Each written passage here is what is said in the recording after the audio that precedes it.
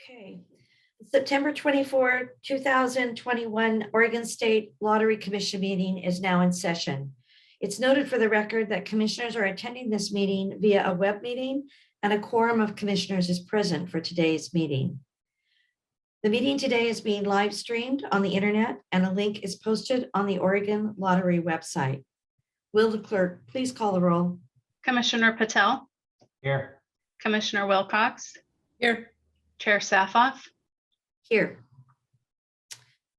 Will the clerk also inform the commission of who else is in the meeting? Yes, we have Director Barry Pack, Janelle Simmons, Kathy Ortega, Kathy Stromberg, Chris Scaro, Matt Shelby, Mike Wells, and Nate Carter from DOJ. Thank you. Members of the public have the opportunity to provide written public comment to the commission for this meeting. A full copy of the written comments that were received were provided to the commissioners in advance of the meeting and will be posted on the commission meeting website. Will the clerk please share the public comments that were received for the record? The following comment is from the Board of Voices of Problem Gambling Recovery. Chair Safoff, Honorable Commissioners, and Director Pack. In Governor Brown's letter to Director Pack and Chair Safoff dated August 27th, 2021, attached, Governor Kate Brown states that, quote, "I have determined that now is not the time to expand the mobile games offered by Oregon Lottery. As a result, during the remainder of my term, I will not support the lottery adding any new games for play on mobile devices beyond what is currently offered," end quote. Clearly, virtual sports are not currently offered on your platform. The outcomes of virtual sports are generally derived from a random number generator, the same as your high transactive velocity video lottery terminals. This type of online gambling has a colossal 9.2% addiction rate in the UK, and we believe it will bring harm to Oregonians. Attached is documentation from the UK Gambling Commission supporting that statistic. We at Voices of Problem Gambling Recovery do not see adding virtual sports to Scoreboard as a new market on an existing platform. We ask that you eliminate any possibility of adding virtual sports as a form of publicly sponsored online gambling until independent prevalence studies indicate that it would be safe for Oregonians, and doing so is specifically supported by legislators and voters. Thank you, the Board of Directors of Voices of Problem Gambling Recovery. And just to note, the attachments referenced in the comment will be posted with the public comment on the commission meeting webpage following the meeting. Okay, thank you, Lisa. I think that was all we received, correct? Yes, that is correct. Great. With that, let's go to Commissioner Communications and maybe start with Commissioner Patel with the Audit Committee update. Yes, thank you, Chair Safoff. So earlier this morning, Chair Safoff and I convened the Audit Committee, and several items were discussed. First, there was an update from Kathy Ortega on the lottery's enterprise risk management activities and risk register. There were 2 new risk issues that were rated high by the executive team, and other items on the risk register were removed or modified accordingly. The 2 new risk issues were related to things that were impacting the organization related to the operating environment we've been in the last 18 months. Management plans and mitigation efforts are underway to monitor and evaluate these risks, as well as all of the other risks going forward. We were also introduced to a new member of the audit team after having a long vacancy. We also received an update on the current audit engagements in progress and a status report on the completion of the calendar year 2021 audit plan. The first audit engagement we reviewed was the casino prohibition rule compliance program assessment. They are currently reviewing the pandemic related impacts to factors considered with maintaining compliance with that rule. Also reviewed the comprehensive audit risk assessment to inform the basis of next year's audit plan. The goal is to utilize the newly hired senior internal auditor and also couple that with lessons learned from the pandemic to structure plans going forward. We also had an update on other consulting advisory engagements relating to sustainability, strategic planning, and business continuity. And that concludes my update on the audit committee. Thanks. Before we move to any other commissioner comments, does anyone have any question or comment for Commissioner Patel regarding the audit committee update?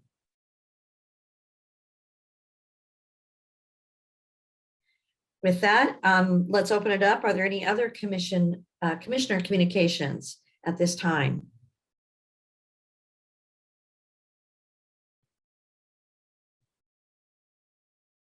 And hearing none, Director Pack, let's go to your report. Thank you, Madam Chair. I'll start with some lottery news. Earlier this week, I convened all lottery staff in a Zoom webinar for one of our quarterly all hands meetings. It was a great opportunity to share with our organization the state of the lottery and the executive team's vision for the future. As you know, the governor recently provided policy direction regarding the expansion of lottery games in the digital sales channel. Many of the growth strategies we've been discussing as part of the strategic plan you adopted back in 2018 are now off the table for the duration of the governor's term. This has led me to direct the agency toward focusing on sustainability and relevancy more than growth. We'll be bringing you updates in the coming months about how this changes our business plans. Also in the coming months, you will know that recently Governor Brown appointed Marty Ramirez to the Oregon State Lottery Commission.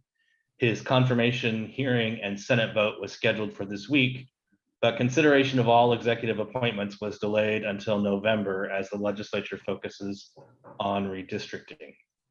We'll share more information and welcome Marty to a commission meeting in a few months. The lottery is once again proud to be the presenting sponsor of Solve's annual beach and riverside cleanup happening this weekend on Saturday. Lottery has been the presenting sponsor of this event for 20 years. The lottery's beneficiary involvement program provides paid volunteer leave as a benefit to all lottery employees to participate in volunteer events that are in direct support of Oregon Lottery beneficiaries, such as the beach and riverside cleanup. Given the statewide nature of the event with more than 100 events across the state, this is one of the most popular volunteer events lottery staff take part in. Since the beach and riverside cleanup's inception, volunteers have removed 1.8 million pounds of litter and marine debris from Oregon's natural areas and neighborhoods. Moving to sales, lottery experienced strong sales this month. Video lottery continues to perform strongly and above forecast, with 45% growth over last year's revenues through September. That said, video lottery remains $341 million below where the March 2020 pre-COVID forecast expected it would be by now, mainly due to those two key shutdowns. This deficit, however, is getting smaller. With every passing week, video lottery comes in above expectations. Keno sales are 14% over this time last year with steady weekly performances and in part due to a 96,000 8-spot jackpot earlier in the fiscal year. Scratch-It revenues continue to remain above fiscal year 21 levels, totaling a 5% increase so far for fiscal year 22. Both Powerball and Mega Millions are easily outperforming early fiscal year 21 revenues as the jackpot levels of both games climb to levels not seen since last January. Powerball's jackpot as of this morning is $523 million, while the Mega Millions jackpot was hit Tuesday night at $432 million. Additional momentum comes from the launch of the new Powerball Monday drawing that started August 23rd. And finally, the NFL season has begun on Oregon Lottery scoreboard. For NFL Week 1, scoreboard saw a 33% increase in both NFL wagers and active NFL bettors when compared to last year. Early indications for NFL Week 2 figures are looking like the first week's trend will continue. Two winner stories for you today. Daniel Johnson, a $200,000 second chance winner. Daniel of Troutdale likes to play the Scratch-Its that offer big prizes. Quote, "I figured if I ever won, then I'd win big," said Daniel. Like many Scratch-It players, Daniel faithfully registers non-winning tickets for the second chance drawing. And like most winners, when Daniel got the email from the lottery, he didn't think it was real. Quote, once I opened it, I knew it was, he said. He won his prize with a triple golden cherries scratch it that he purchased at the Fairview Minute Mart on Northeast 223rd in Fairview. Daniel plans to invest his winnings into his business. And Tony V of Sandy couldn't believe it when the video lottery terminal she was playing came alive. Quote, I have won small amounts before, but nothing like this, Tony said. I won $1,500. Tony was playing at the Lighthouse Deli number 6 in Sandy when she won her prize and said that staff and other players cheered and clapped for her win. Quote, everyone was so nice. It was a lot of fun, she said.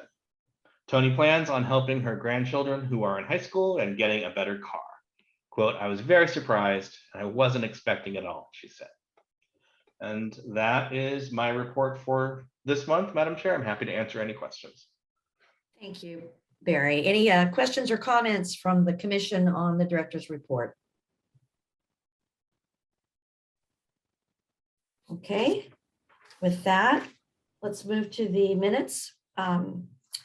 The minutes of the previous commission meeting have been circulated to the commission in advance of the meeting. If there were no changes to the minutes, is there a motion to approve?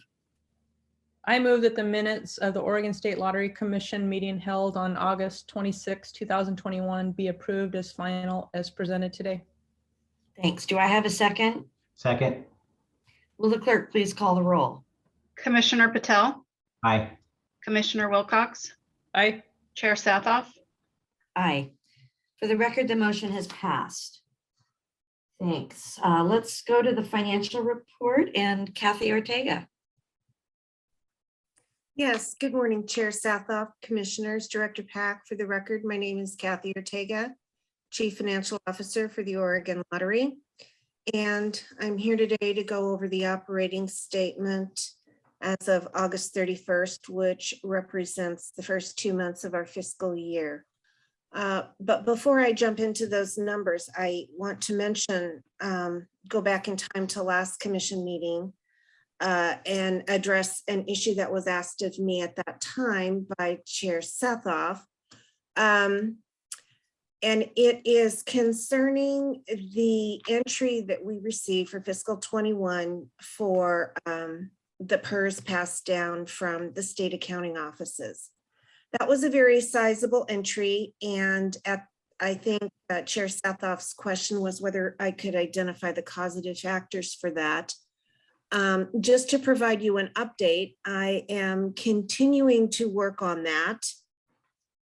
I am concerned about the size of the number and the impact on lottery's operation and the equity amongst all agencies of the pass down of that entry. I don't have a resolution yet. I am hoping for an adjustment, and if we receive that, I may be adjusting the year-end statements and coming back to you for approval. But that is just an update and a hope for the future from me for now. I will continue to keep you updated on this issue.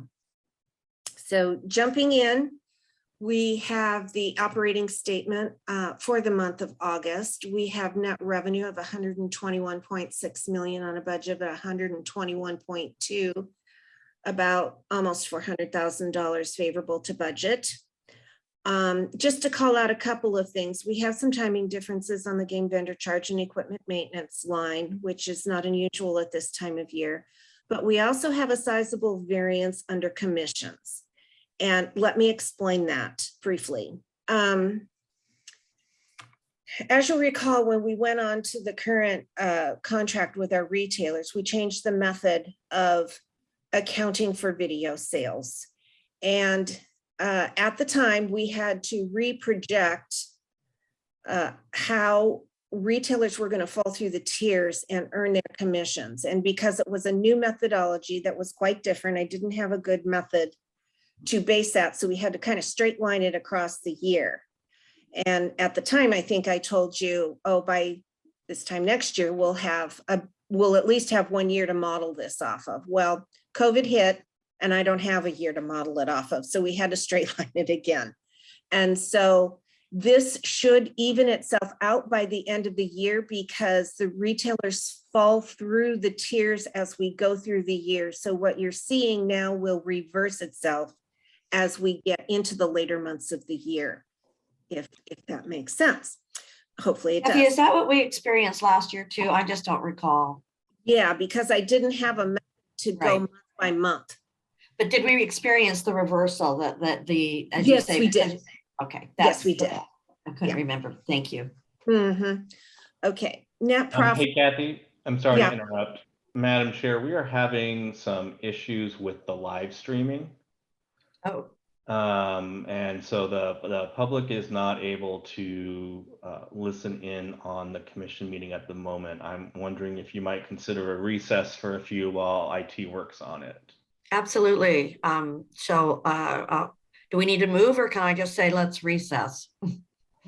I think we can recess and reconvene maybe in 10 or 15 minutes and see where we are.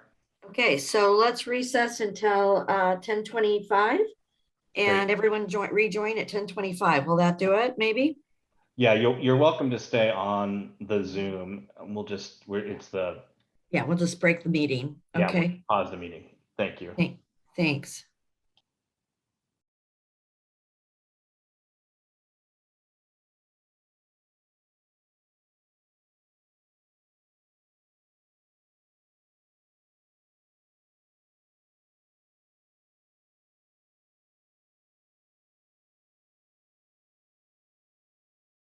Then let's thank you. Let's rejoin the meeting today. And let's make sure that we have everything we need recorded, and let's go back to the approval of the minutes. So the minutes of the previous commission meeting have been circulated to the commission. If there are no changes to the minutes, is there a motion to approve? I move that the minutes of the Oregon State Lottery Commission meeting held on August 26, 2021 be approved as final as presented today. Thanks. Second. Do I have a second? Second. Will the clerk call the roll? Commissioner Patel, Aye. Commissioner Wilcox, Aye. Chair Satthoff. Aye. For the record, the motion is passed. I believe what we're going to do is move to the financial report. And Kathy, you're going to summarize a little bit of what you had done before we thought the live stream was, before we knew the live stream had stopped, and then we'll go from there. Correct? Yes. Great. Good morning, Chair Satthoff, Commissioners, Director Pack. For the record, my name is Kathy Ortega, Chief Financial Officer for the Oregon Lottery, and we are going to go over the operating results for the first 2 months of the year through August 31st and the operating statement. Before I jump into the numbers, I just want to summarize something that I had mentioned before we went off stream, which was that I had been asked a question on the FY21 financial statements about the large PERS entry that we got from the statewide accounting office. And I am continuing to look into that. I don't have resolution. I am hoping for a correction that will result in me coming back and asking you, once we have resolved the matter, for reapproval of the FY21 financial statements. But that's what I have for you on the status of that issue.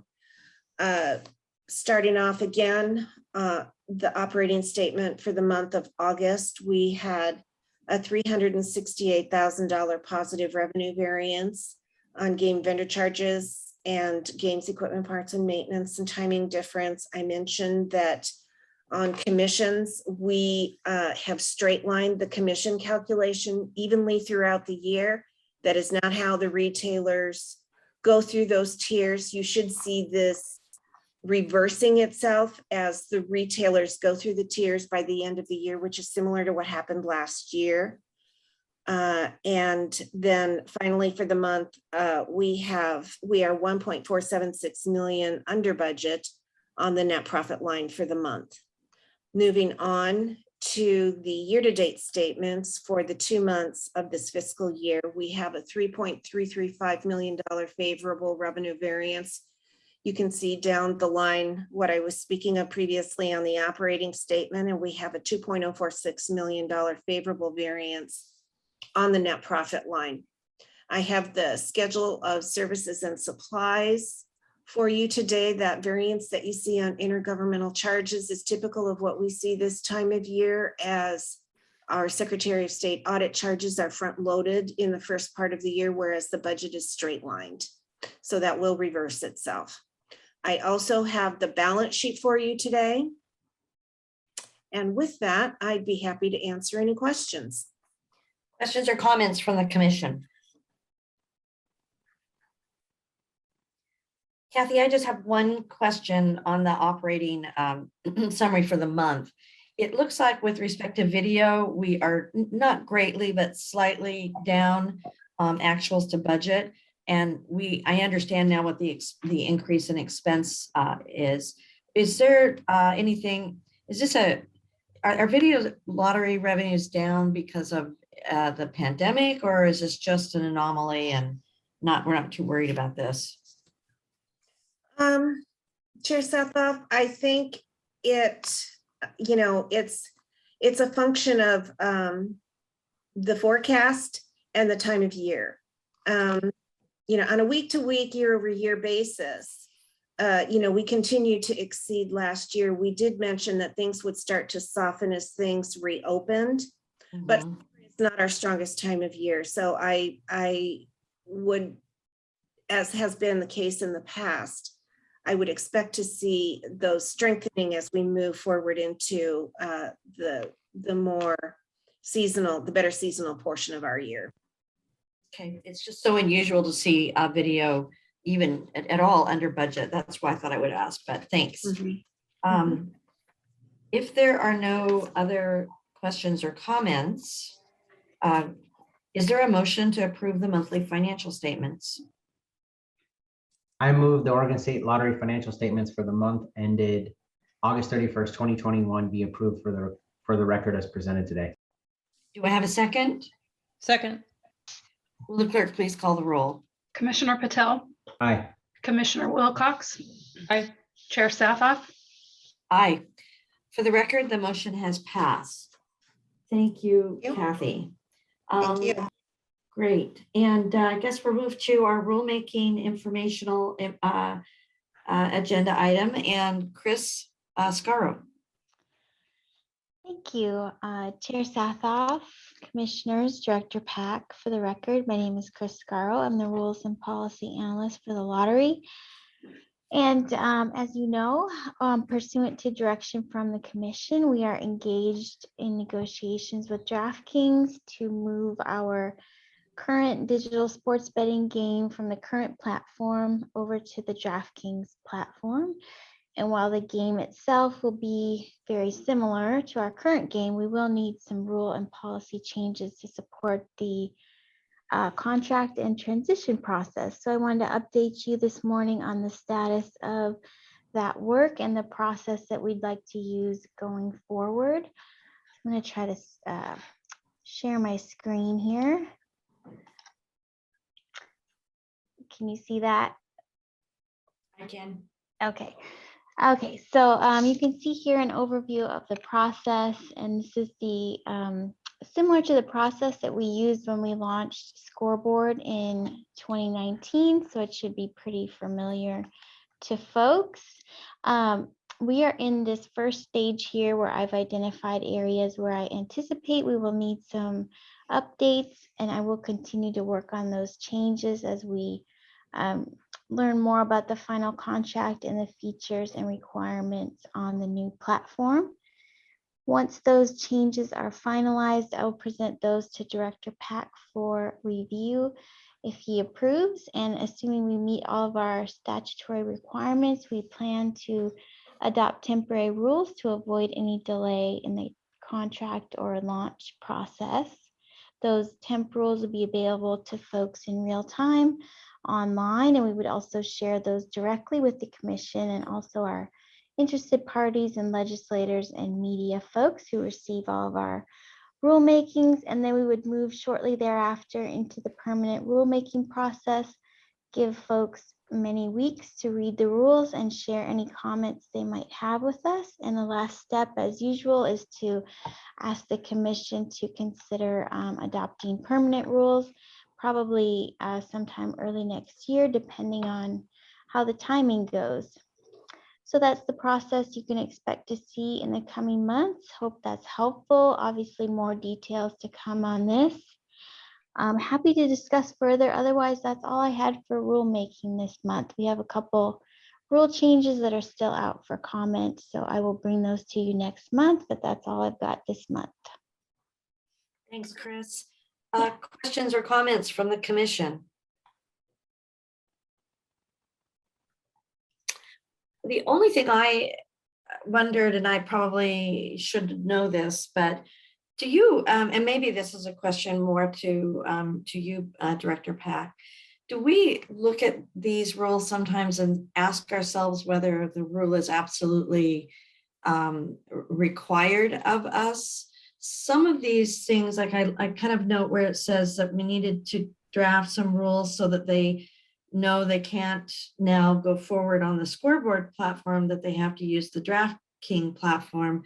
I keep asking myself, some of this stuff feels very operational internally. And I guess I'm wondering, do we ever ask the question, do we have to have a rule on that? Because obviously when things change operationally, then you've got to come back and we have to amend rules. I'm sure you do that, but I guess I've just not know that I'd ever asked that question. Do we have a regular review of, do we have to have this rule or not? So thank you for the question. I can take a stab at that. So it is a good question. It's one we get a lot. I think lottery is a bit different from other states in that we do have specific statutes that require administrative rules on certain topics, like, you know, how to play a game, how to win a prize, just basic game elements need to be in rule. And so that's just our practice. And in the event of a dispute, it's useful to have rules in place that govern those. We try to keep them pretty high level, especially for a game like Scoreboard. We do have very detailed rules on the platform, and also there are many pages of terms and conditions. That stuff's not in our rules. But some of the basic gameplay, we've just generally been advised that we do need that in our rules. So we end up with a lot of rules. Yeah. So I take it the answer is we do think about that. We at least. definitely think about it. Yes. We Okay. definitely think about it all the time. Yeah. Okay. Any other questions or comments from anyone? Hearing none, I guess I will pose the question to the commission or others if there's other business we need to take up at this time.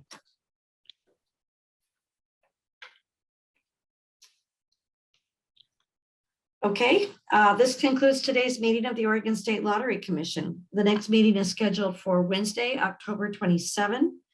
Thank you for attending today's meeting. The meeting is adjourned.